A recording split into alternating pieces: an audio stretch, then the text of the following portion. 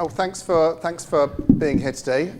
We are Discover AI and Salomon, and we're here to talk to you today about how we united seemingly disparate consumer groups using human insight powered by AI. Right, so I think it's probably helpful right now to talk about Salomon. So Salomon, historical hard goods. So when I say hard goods, I'm talking about skis, I'm talking about Nordic skis, snowboards, bindings. A winter sports brand rooted in France, in the Alps. However, now international, you'll find our products all over the world. We moved into footwear, so consequently hiking, trail running.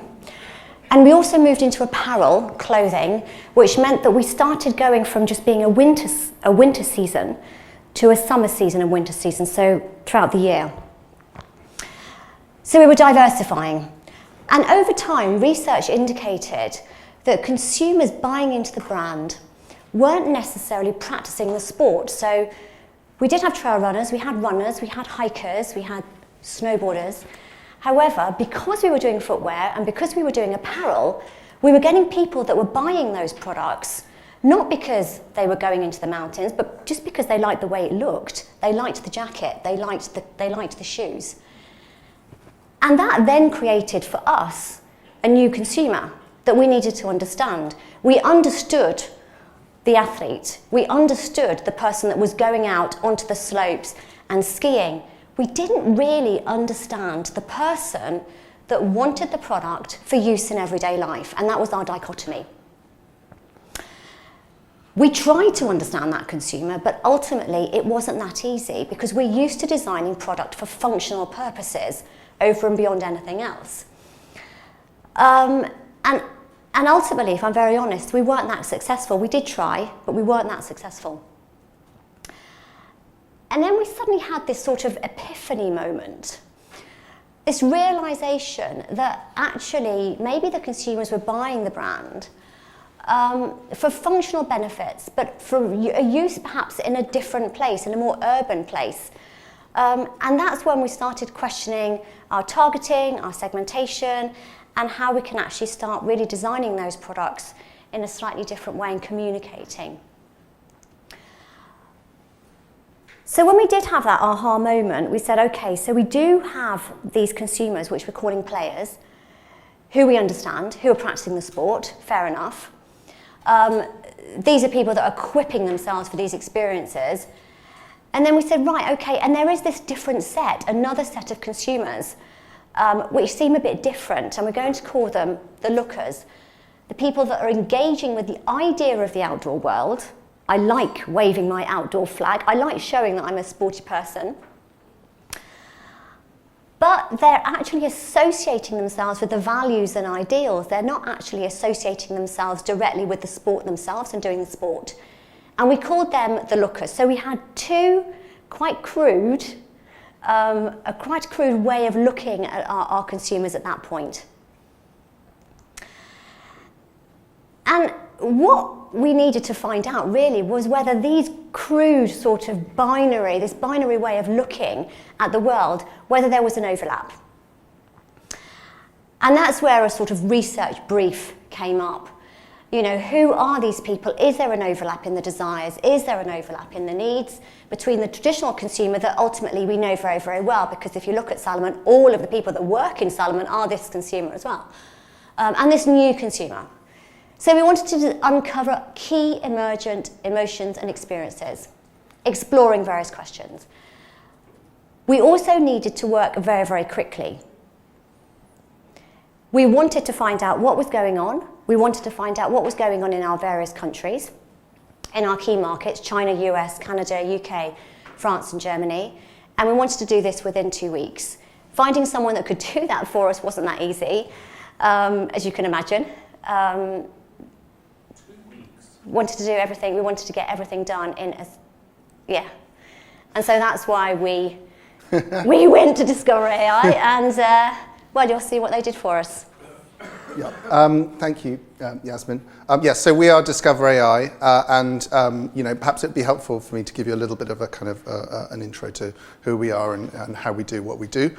So we've been around for 4 years, and we're effectively based on the idea that all the kinds of things, all the kinds of insights that are being derived from traditional qualitative methodologies, the things that are being said on surveys, in focus groups, in expert interviews, etc., all those kinds of things are being said somewhere on the internet.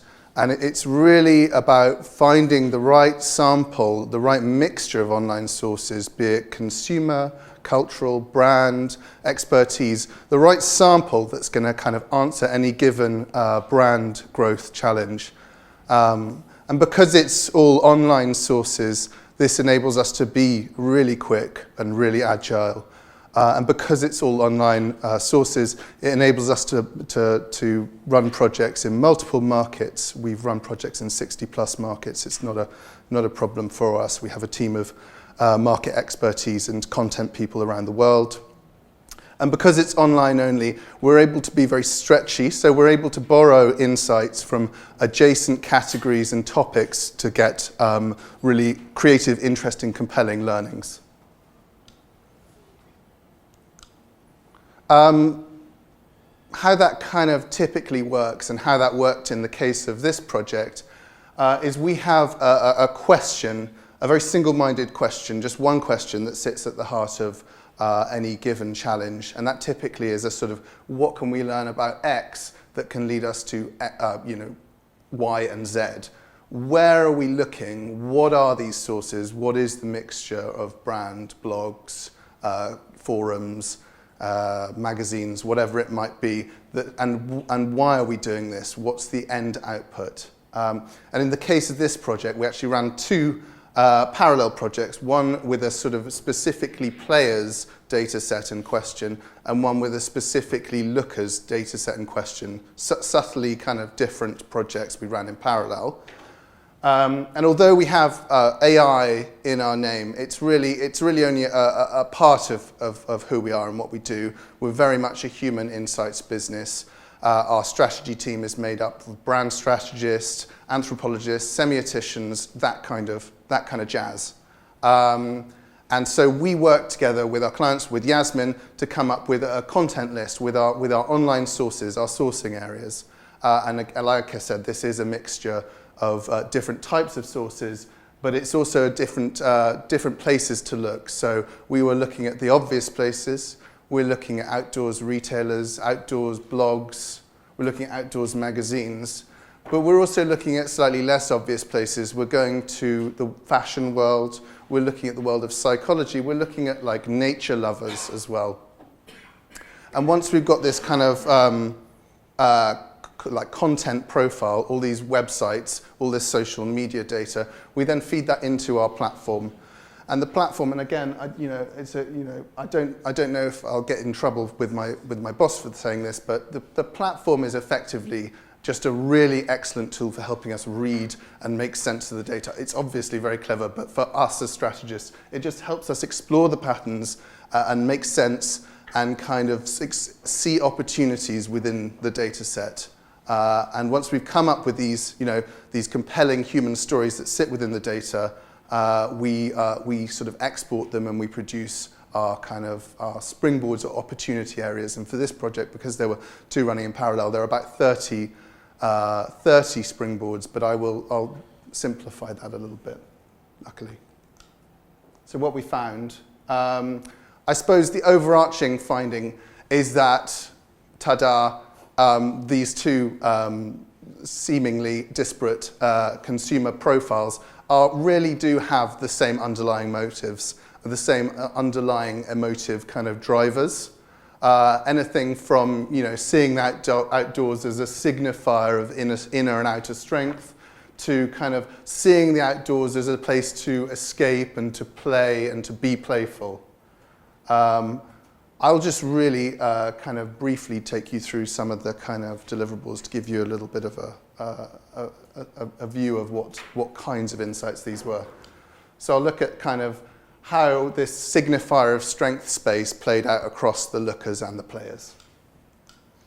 So as a player of articulation, there was this space that was really kind of all about seeing the outdoors as a kind of a form of therapy, a kind of holistic kind of wellness giver.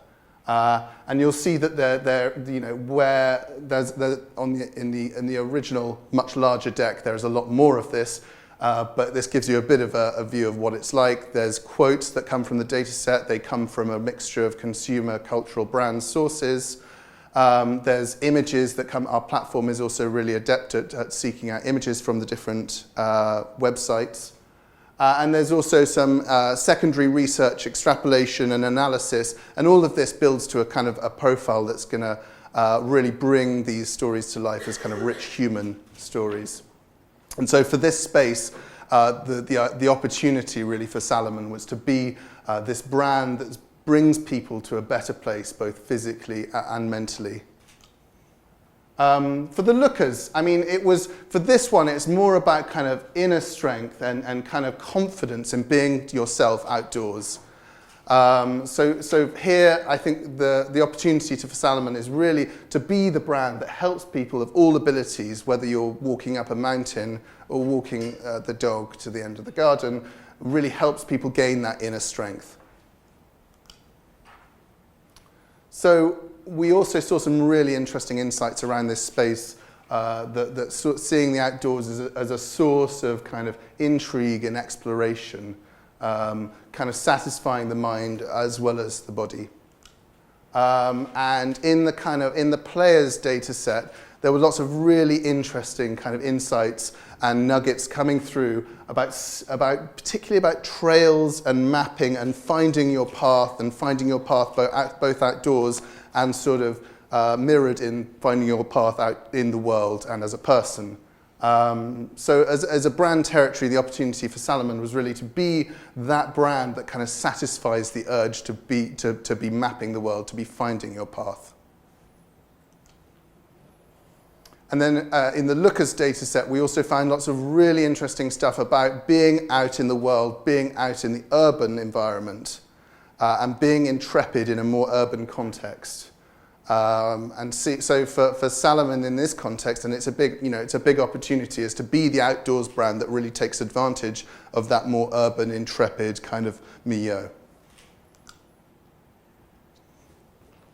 Right, so what did that do for us? So you've seen some of the sort of bits of analysis, exploration that we got back, and it was incredibly rich. I mean, if we went out to do that, traditionally, as we used to do, it would have taken us 6 or 7 months to go to all of those markets and get all of that information back. So a week later, 2 weeks that's done, a week later we're starting to look at the consumer landscape again and re-evaluating it.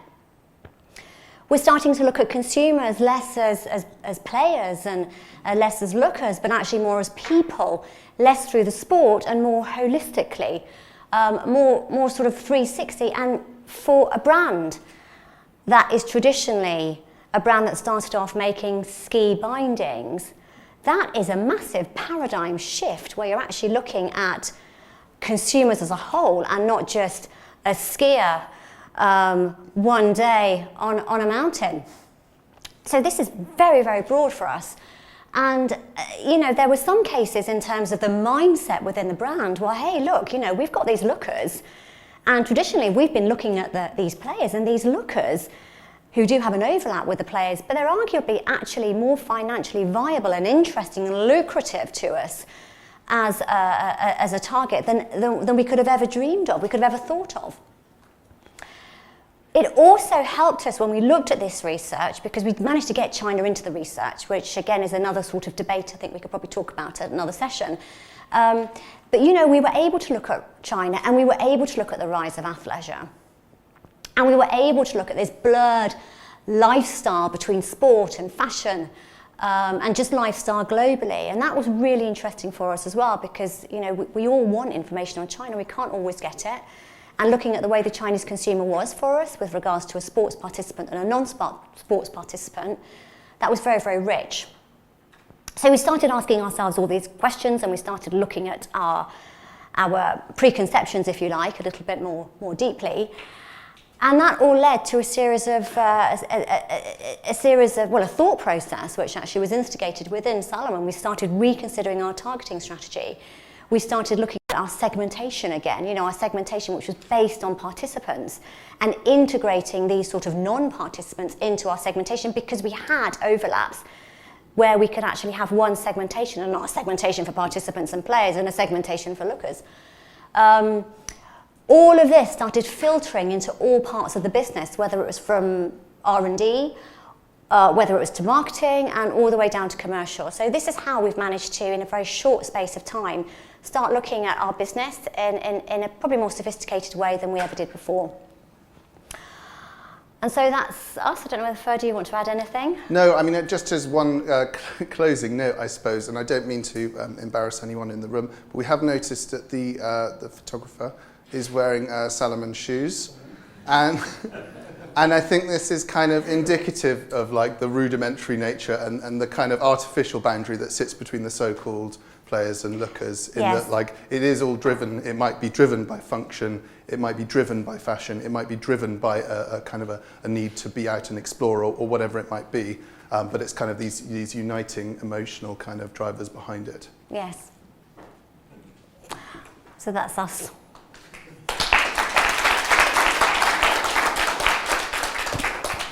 Thank you very much. May I tell you a wish that I have right now? I would like to design you an outdoor line for the little ones, for the kindergartens, because I'm desperately searching for really good outdoor clothes for the little ones. So if you would mind to just set it up, maybe? That's really interesting, actually, because we've noticed that, it's very easy to dismiss the junior market, because you think, right, okay, parents don't actually want to spend that much money on their kids because, they're going to outgrow. And it's really interesting that what we're seeing with our consumers now is that, essentially, if you go out with your children and they're having a bad day because they're wet or they're cold, that is your day ruined. Yeah. Ultimately, so yes, it's a very, very interesting market to look at. I agree. And you can tell there's a lot of money going around, because there are some brands that really are quite expensive, but if your child is outdoor all the time, all the day, you have to spend it to make it happy and yourself happy as well. So yeah, you Totally. just said it. And also, I think another interesting thing that we're seeing is that we see a lot of our consumers that are buying into brands, for example, that have very strong brand values, like Patagonia, for example. Yeah. And even though Patagonia is a very expensive brand, they want to have those brand values that are then transposed to their children as well. So they're making a sort of statement about their whole family. Yeah, exactly. And they're very happy to spend that money, and they're very happy to sort of have a family unit that is espousing a specific value that they hold. So yes, it's an interesting subject. Are there any questions? Oh.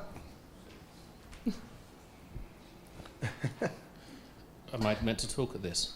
Yeah. I'm fascinated that you have such a big strategic decision to make and you have 2 weeks for it. That would be very interesting to understand how that happened. And secondly, do you anticipate talking to people at all in the process? Is this a sort of part of a multi-phase research design?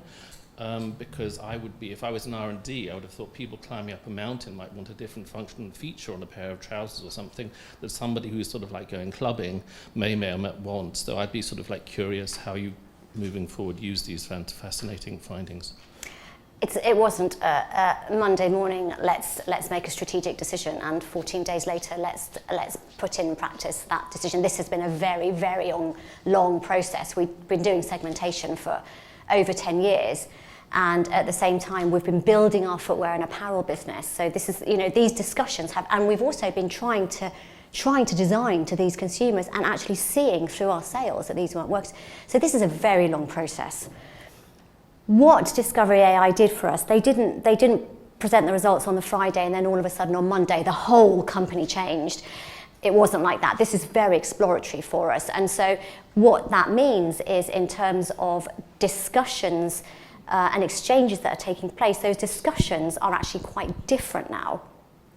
Obviously it's a long process, but it means that we have a much sort of broader way of looking at the market now than we ever did before. So R&D aren't just talking about you wonderful morning on the slopes, and that's it, and that's our job finished, Salomon. We're also talking about you, the après-ski, when you go home, when you take off your shoes, when you put something a little bit more comfortable on, etc., etc. So we're looking at the consumer in a much more sort of, 24-hour kind of way than just sort of. So it's the discussions that are taking place, which in itself are huge for essentially what could be seen as quite a parochial brand living in the mountains in the French Alps. So, it's that's taken place, and so it will take time, but the discussions have started, which is brilliant. I think we're also not like a last minute kind of if you've run out of time kind of option. We were built into the timings for the project because we are able to deliver in 8 working days, and we are able to deliver that depth of richness in a very short timescales.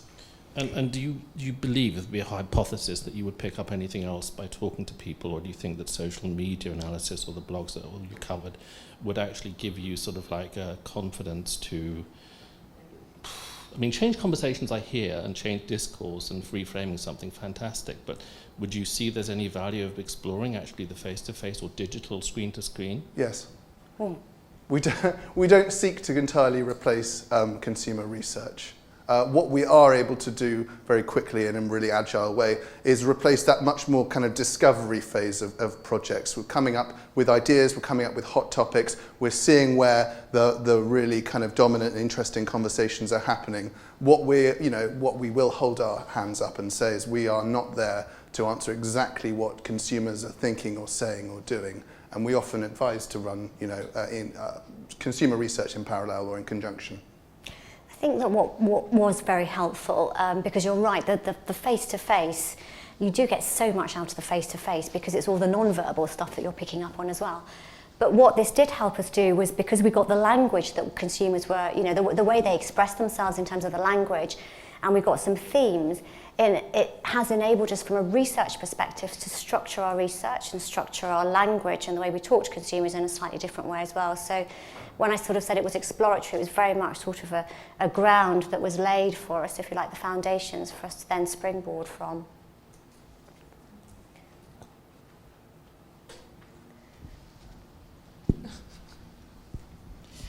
So we've been seeing a few profiles. Did you decide the number before? How do you know what's the ideal number of profile you can work on? Do you mean the lookers and the player profiles? Yeah, and yes, actually. I think that was just simply what came out of this business challenge that was unique to Salomon and this sort of growing unknown consumer profile. It might be that if we dug a bit deeper, there might have been actually some of these lookers are fashion people, some of them are more functional, I'm doing my job day-to-day people, but for the purposes of agility and time, we were just going to run 2 projects and see what came out. And what we did find out, it's sort of kind of agnostic to the profiles anyway. It was that there were these kind of underlying themes and emotive drivers. Does that answer your question?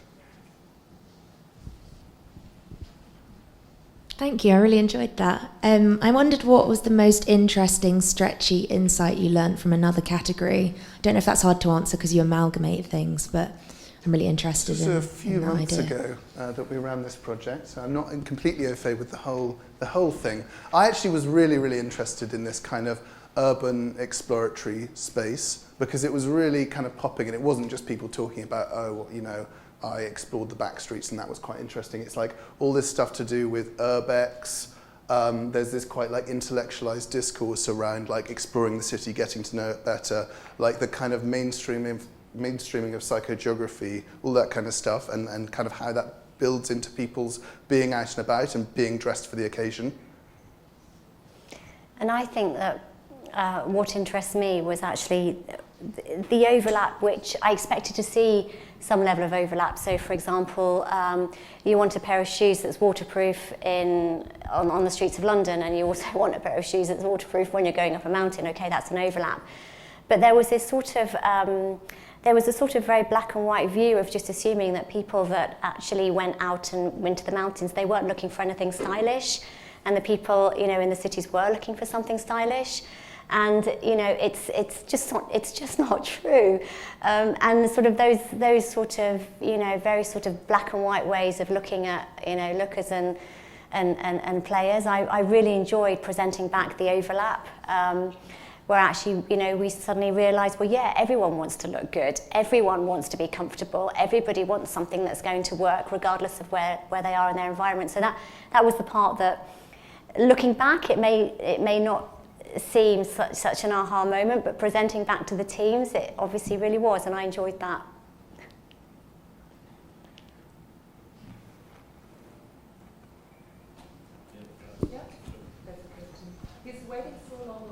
No, it's fine, because the gentleman there asked my actual question, but I just wanted to pass back a little bit of consumer feedback. I've been buying the Ultra X hiking shoes for years. I was dreading this sort of question. No, Okay.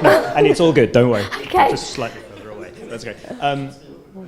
Sorry, a little bit of vox pop because my question was asked. So I've had about 5 pairs, and I wear them to death walking my dog up hills and locally, but you know, on long walks. And then they become my gardening shoes. And so that may not be a part of the Venn diagram, or it might have been. But the single thing I like about them, other than they're excellent and they're comfortable, is those laces. They're fantastic. Oh, the quick lace? The quick laces. Why doesn't the whole world have those? I've got a question for you then. Yes. And I'm sorry to hijack the whole conversation, but the quick lace shoe. Did you know there was a pocket? I do. Okay, because a lot of consumers don't know there's a pocket to tuck the lace into. Yes. Yes. Well, thank you very much. Hey, thanks for that. Just wondering if you are language agnostic in the sources you're able to collect, because you mentioned you were in China. So, you know, we're often thinking about tapping into various markets. So that's my first question.